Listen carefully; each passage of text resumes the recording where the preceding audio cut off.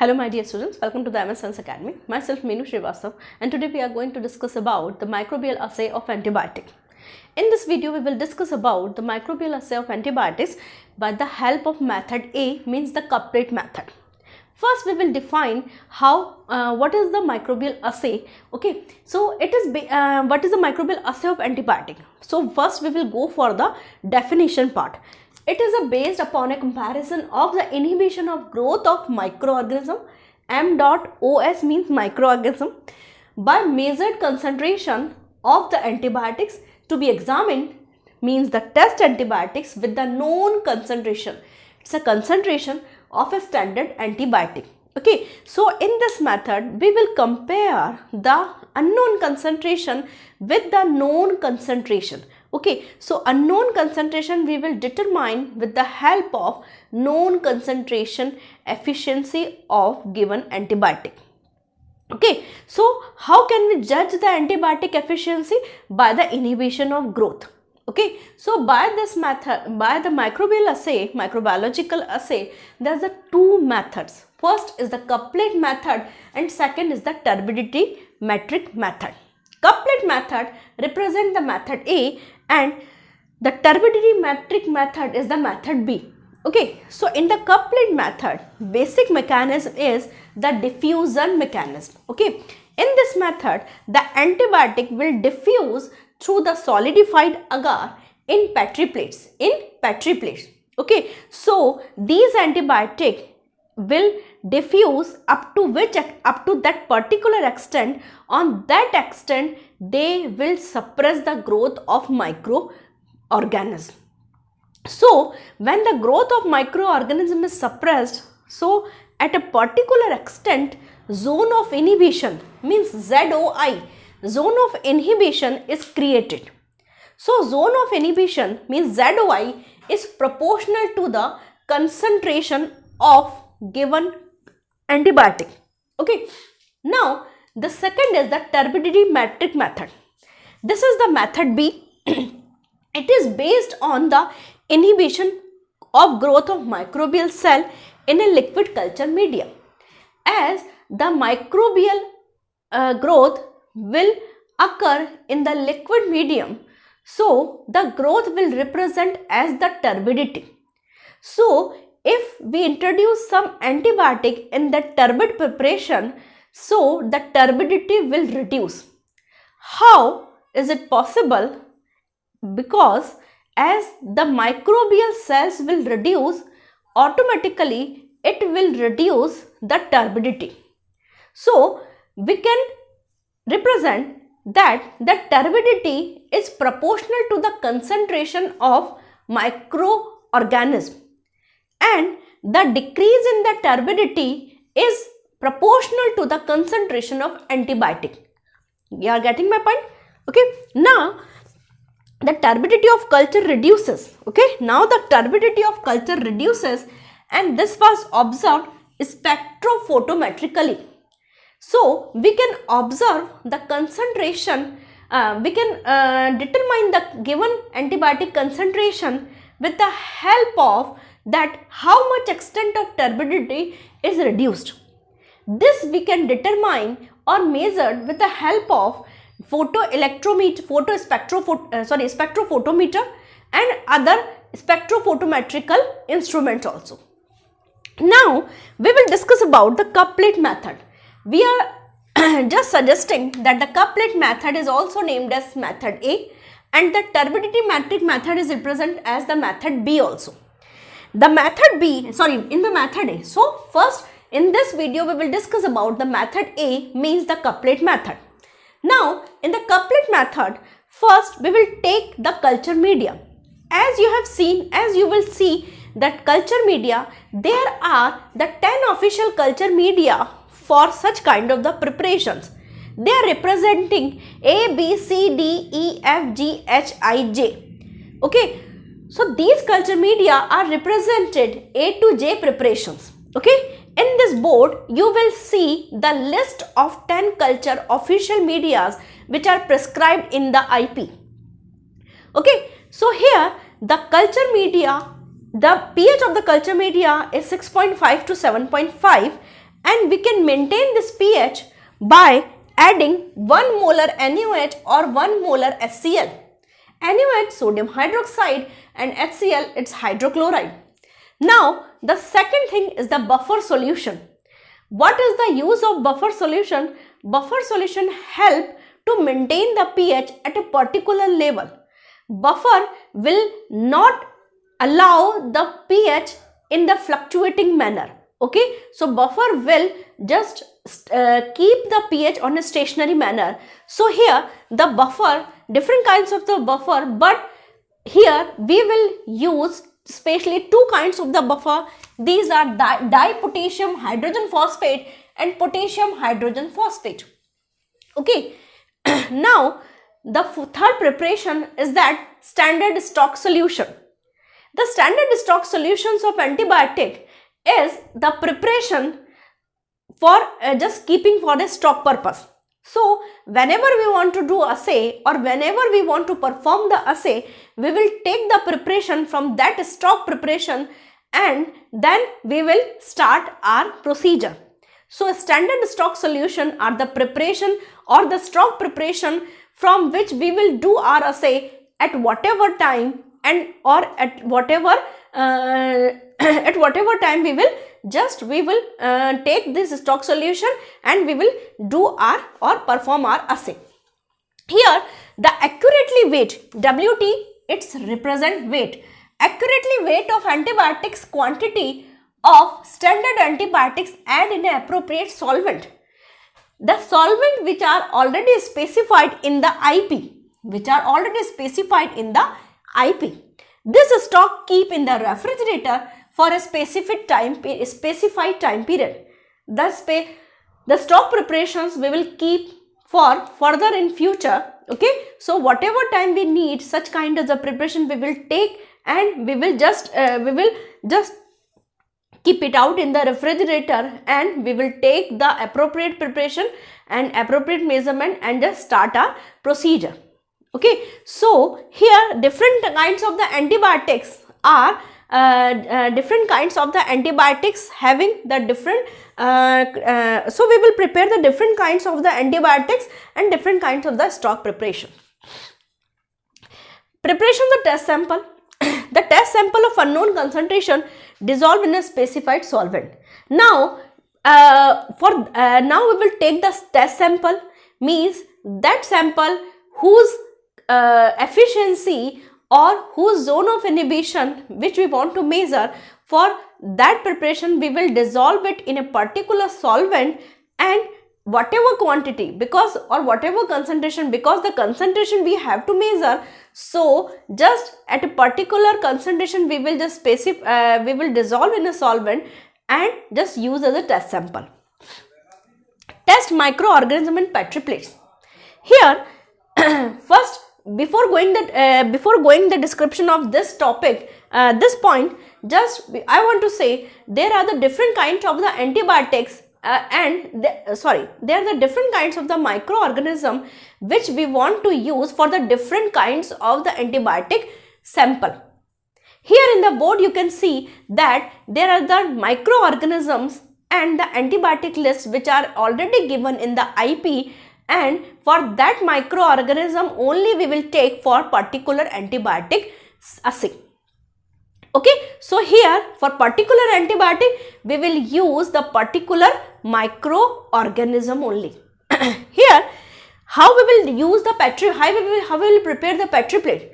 First, the petri plate is also used for the stock preparation. Okay, so whatever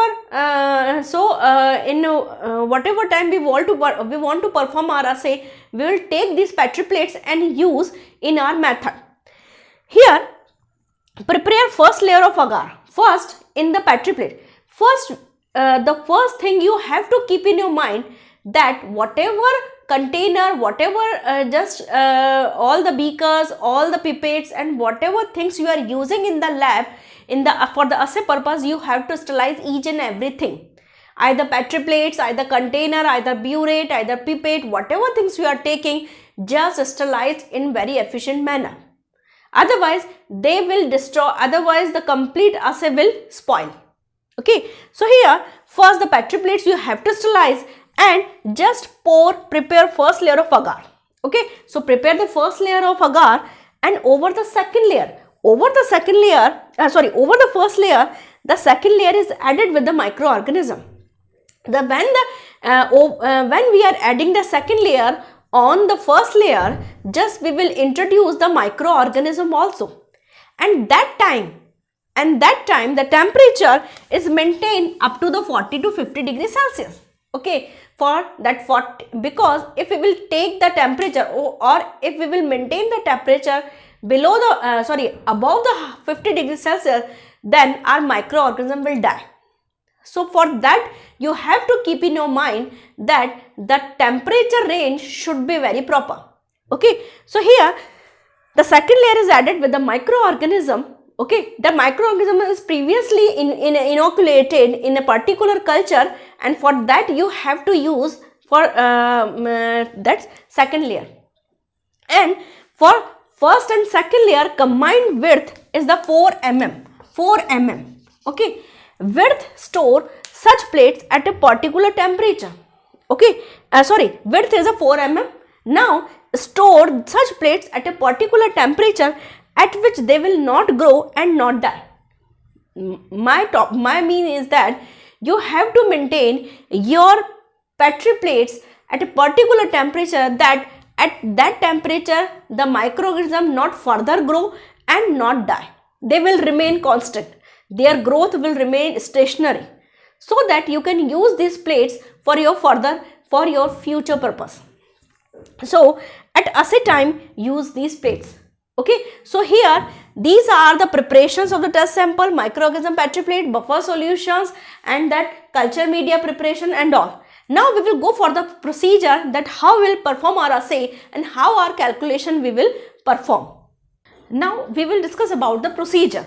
In the first step of the procedure, first we will prepare the 5 dilutions from the stocks preparation. Okay, so here we will prepare the 5 types of the dilutions: S1, S2, S3, S4 and S5. We named as 5 dilutions are S1, S2, S3, S4 and S5. Here you have to keep in your mind that the S1 dilution is the lowest concentration, having the lowest concentration, whereas the S5 has the highest concentration. Okay, it's a minimum concentration and the S5 has the highest concentration. Okay, here now from the already prepared petri plates, take the 12 petri plates. Okay, take the 12 petri plates, and now from the these 12 petri plates, just make 6 holes in each petri plates. Either you will make 6 holes, okay, by using the cork borrower, okay, or you will use the metal cylinder. Okay, on the just agar plate, you will keep on the petri plates, you will keep the metal cylinders, 6 metal cylinders, and in that metal cylinders, they are the hollow metal cylinders. In that hollow metal cylinders, you will put your dilutions. Okay, now or you can use the paper disc. You can take the small papers. Here you can take the small paper and dip in your dilutions and keep on the agar plates. Okay, keep on the agar plates. So you can follow any kind of these 3 methods. Any of the method you can apply. Either you can use the metal cylinder, either you can use the paper disc which already dipped in your dilutions, or you can make the hole with the help of borers. Okay, now after that you will just divide your petri plate in 4 sets: set A, set B, set C and set D. Okay, now in the set A, here the 3 test tubes are divided into each set. Set A having the 3 petri not test tube, it's petri plate. Set A having the 3 petri plates, set B is having the petri plate, set C having the petri plates, and set D having the 3 petri plates. Okay, and in each petri plates in each petri plate's holes, just alternatively you will fill the S3 concentration. S3 is the median concentration. Okay, S3 is the median concentration. So you will fill all the holes, either set A, set B, set C, set D. Alternately you will fill S3 concentration. Here you can see in set A, S3. Here by red I have denoted S3 concentration. Okay, so alternately you will fill here S3, S3, S3, S3, S3, S3. Like this you will fill in each and every set. Now in set A, when you are filling the S3 alternatively, in the other blanks in the other holes you will fill the S1 concentration. In all that set A you will fill alternatively S1 concentration. Okay, in the set B you will fill the S2 concentration alternatively. In the set C you will fill S4 concentration alternatively. In the set D you will fill the S5 concentration. Okay, S1 I have denoted with the green, S2 I have denoted with the blue, S4 I have denoted with the black, and S5 I have denoted with the blank. Okay, don't be confused that where is the S3. S3 is present in each and every test tube alternatively. Okay, now leave the petri plates 1 to 4 hours. Leave these petri plates for 1 to 4 hours for pre-incubation diffusion. Okay, let the diffuse all the antibiotics efficiently or very effectively. So for that you have to keep away, you have to leave your petri plates in the sterile conditions itself in 1 to 4 hours. So the diffusion takes place. After that, incubate for 18 hours. Incubate for 18 hours at a specified temperature and measure the zone of inhibition. Okay, now incubate for 18 hours, and for that you will measure the zone of inhibition. Okay, what is the zone of inhibition? So when the antibiotic diffuse, so it will just terminate the growth of microbes. Okay, the growth of microbes it will terminate, so it will just suppress the growth of microorganism. So there are a specific zone of inhibition is created on a surrounding area. Okay, so it means the microbial growth will not take place in that particular area. So that area is known as the zone of inhibition. Okay, got my point? Now what's the sixth step is that now you will prepare the 3 petri plates, another petri plates for the test sample. Okay, for the test sample you will prepare the 3 another petri plates. In that petri plates you will make as 6 holes in each petri plates, and alternatively you will just pour the S3 concentration in alternatively holes. Okay, now in that blank, okay, that blank alternatively blanks, you will just pour your test sample. Test sample for that those test sample, whose concentration you have to be examined or you have to be measured. Okay, now come to the calculation part. Here the calculation part is the more important.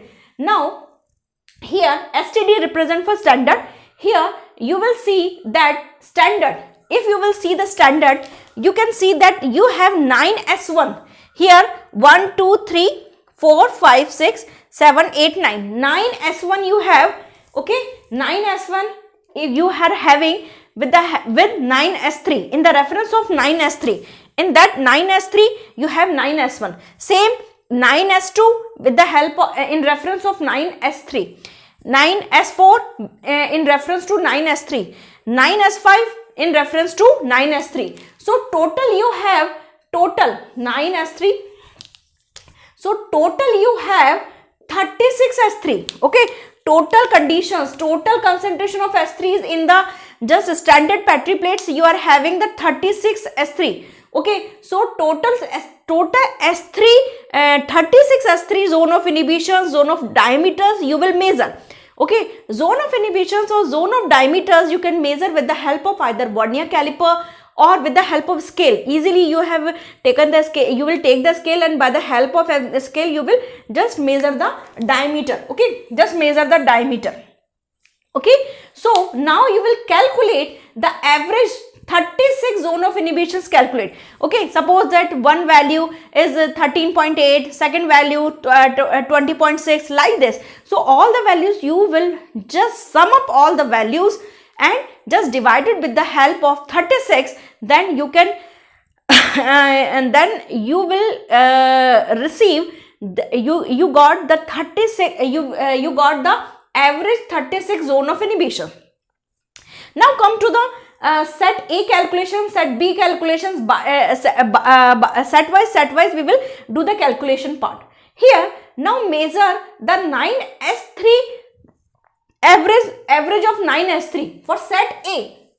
9S3 calculation, 9S3 zone of inhibition average is that assume 17.4 will be there and the 36S3 maybe it's 18. Okay, 36 zone of inhibition average is the 18 millimeter maybe. So here the correction factor is that you will minus or subtract the 36 S3 average value from the 9 S3 average value. Okay, 18.0 minus 17.5, 7.4, then you will receive the correction factor as 0.6 or 0.6. Okay, so now each and every calculation you have to do the correction factor, then you will sum up the correction factor, then you will proceed. Okay, now what will we do here? The correction factor is 0.6. In the set A, the 9S1, here the 9S1 is the, suppose that here the 9S1 is the 14.2 and the correction factor is 0.6. So here you will just add 14.2 plus 0.6 is equals to 14.8. This is the value of A. This is the value of A. Okay. Now come to the calculation for set B. Here the 36 S3 average value, or in all values you will take this same value. 36 S3 average value is 18. Okay.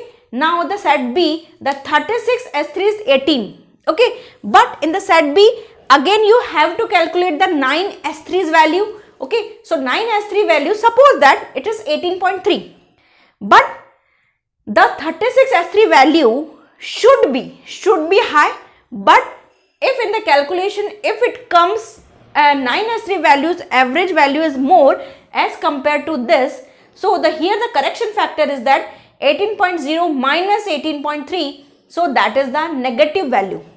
You are getting my point that the 36 S3 average value should be high, but as in the calculation if it's low, so don't get confused, but always you have to minus or subtract the 36 S3 average value from the 9 S3 average value, so that you can get the correction factor in with the sign. Okay, so here the correction factor is that minus 0.3. So here in the set B, the 9S2 average value, suppose that is a 15.4. So after adding the correction factor, 15.4 plus minus 0.3, that is the 15.1. So here this is the value for B.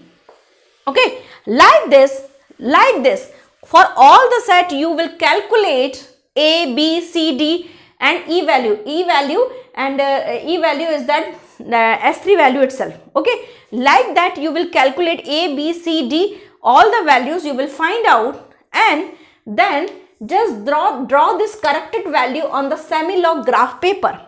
On the semi-log graph paper, when you will calculate, okay, just wait a minute. Okay, now when the semi-log graph paper, when you will calculate, on the x-axis you will take the log concentration. On the x-axis you will take the log concentration of antibiotic, and ZY, zone of inhibition, on the y-axis. Okay, so you will just draw all the A, B, C, D, E points, and it should be a straight line. it should be a straight line. Suppose that by mistake or any other, just unfortunately, if it is not coming in the straight line, then you have to find the value of L and H.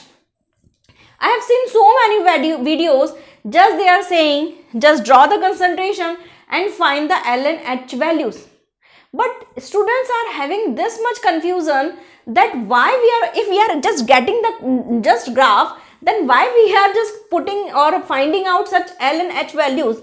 So the reason behind this, suppose that if you are not just getting the straight line graph, then you will just calculate the L and H points. Okay, L point is the calculate ZOI, zone of inhibition, for lowest concentration of standard curve response line, and H for the highest concentration for standard curve response line. Okay, Z you can calculate with the help of 3A plus 2B plus C minus E divided by 5, and H you will calculate 3E plus 2D plus C minus A upon 5.